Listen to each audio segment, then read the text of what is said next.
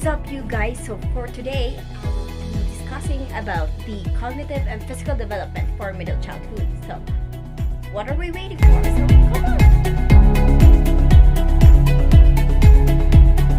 So hello everyone. So for today, I will be discussing about the cognitive and physical development in middle childhood. Okay, so before starting, I would like to introduce you the overview of this topic. Is first is the aspect of physical needs. Second is the health, fitness, and safety. Third is the motor development and play. And next is the Piagetian approach. And next is the psychometric approach, assessment of intelligence. The language child in school, educating children in special needs. Okay, so now we will be talking about the body growth, in which is one of the physical development. It is a part of physical development in middle childhood. So in the ages between 6 to 11, the children grow between 2 to 3 inches and even double their weight. And it will be probably associated with puberty. So the first signs that girls will be experiencing is the breast development, which occurs in between ages 8 to 10. And although puberty for boys, it exists as early as 9, and 11 is the average. And between the ages of 6 and 12, all the 20 primary teeth will be replaced with permanent teeth. So in which we also experienced way back in our childhood days when when our teeth, especially here, are like sometimes people calling us bungi or like bunga, like that. Because that is normal as we grow old, or as we grow and develop, and our physical development will occur. Okay, so for now, let's move to nutrition and sleep. So school children or middle children needs to at least eat healthy and nutritious kinds of foods, and also they need to attain proper sleep. So for children who ages between 5 years old, need to sleep at least 11 hours a day. And for those children who has average age of 9 years old, needs to sleep at least 10 hours a day. And for those average 10 years old, needs to sleep at least 9 hours a day. So knowing children at this age, they tend to play and sometimes don't want to sleep, especially in the afternoon, because all they want to do is to play. But we also need to remember that complete hours of sleep is important to children. Okay, so motor development and play. So as what I said earlier, that children at this age is more active on playing. Like they tend to run, jump, hop, and even play ball games. So in which their motor skills is more refined, and it also helps to improve the writing skills. And even in games, they already know how to set rules, in which is a better concept of fairness and justice. Okay, so also always remember that PE classes is very important. So why physical activities or physical education is very important to children in middle childhood? So why?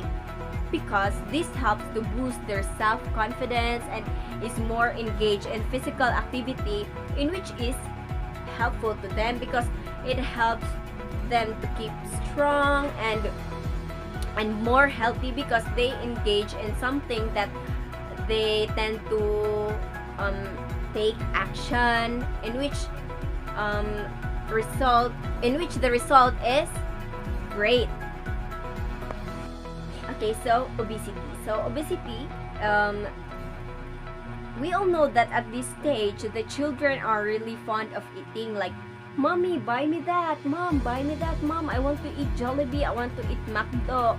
So, in which also this or some causes of obesity. So some causes of obesity are genetics, um, food as a reward system. So like for example, like my son, if you will attain this high grades, I will buy you Jollibee, I will buy you fries, I will buy you whatever you want. That tend to have the result of obesity. Okay, so also eating low cost, high fat foods, and family stress and lack of physical activity. So that's why physical activity is very important, so that your child can engage into something that can make them move, and of course exercise. It is some part na lang sa exercise. Obesity mostly exists in different countries, but also we have also obese children in our country. Okay, it's like normal to reward your child with food, but also limit them. Like you should always set limits, because too much is not good for children.